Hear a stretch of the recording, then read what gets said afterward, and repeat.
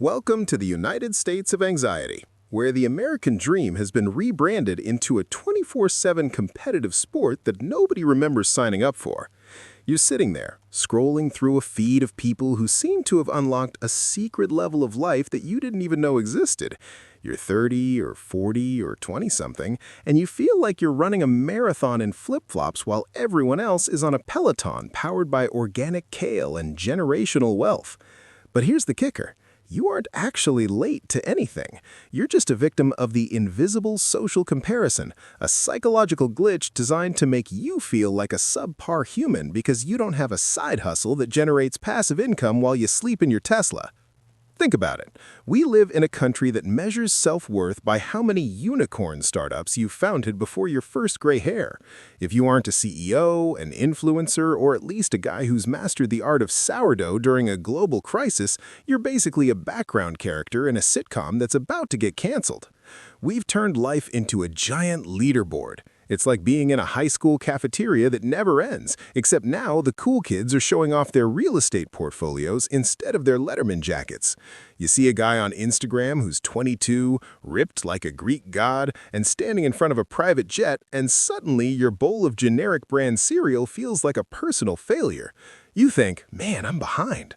Behind what?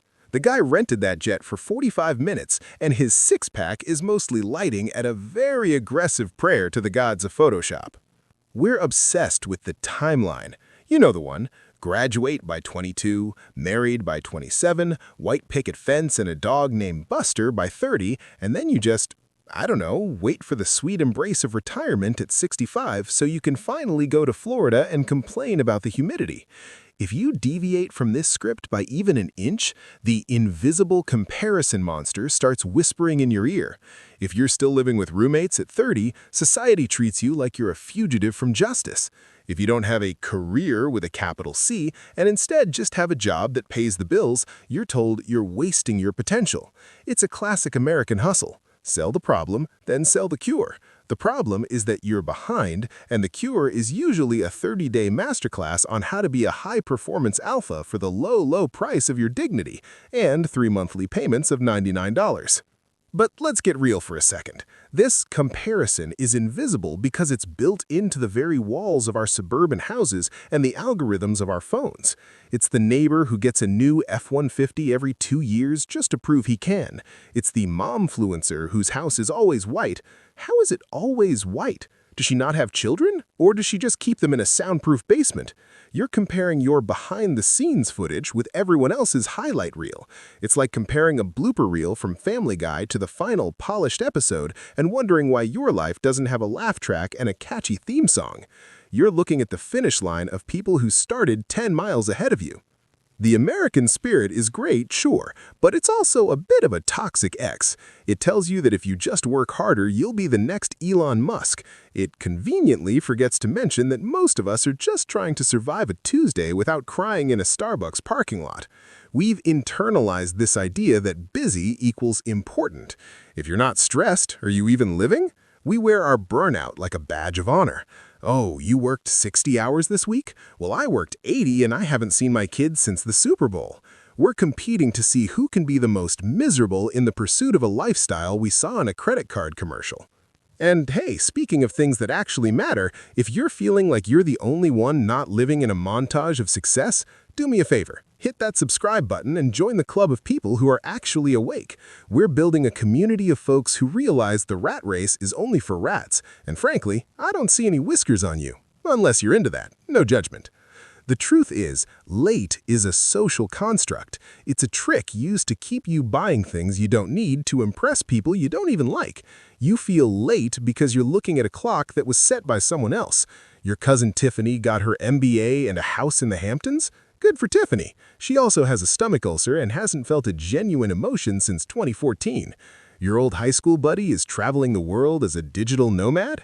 He's actually broke and spent 4 hours trying to find a Wi-Fi signal in a hostel that smells like damp socks just to post a picture of a coconut. We're obsessed with being average, but that's actually pretty okay.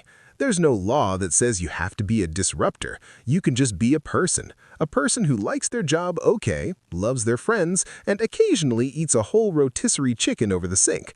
That's not being behind, that's being a human being in a world that wants you to be a brand.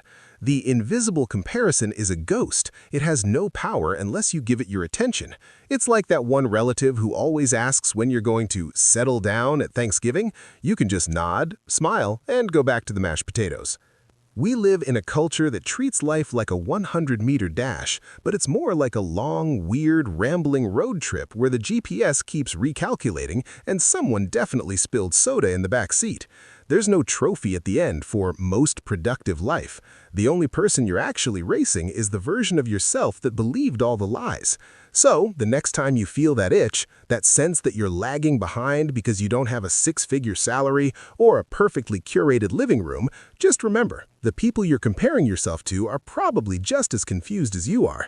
They're just better at hiding the mess under a filter called Valencia. You aren't late. You're exactly where you are, and in a world obsessed with being somewhere else, that's actually a pretty bold move. Take a breath. Put the phone down. Realize that the only invisible thing about your progress is the fact that it doesn't fit into a 30-second TikTok clip. You're doing fine. Better than fine. You're real. And in this plastic, over-leveraged, fake-it-till-you-make-it society, being real is the only thing that's actually ahead of the curve. Now, if you want to keep deconstructing the madness of modern life without the boring self-help fluff, make sure you stick around. There's plenty more where this came from. Would you like me to dive into why our obsession with hustle culture is actually making us the least productive generation in history?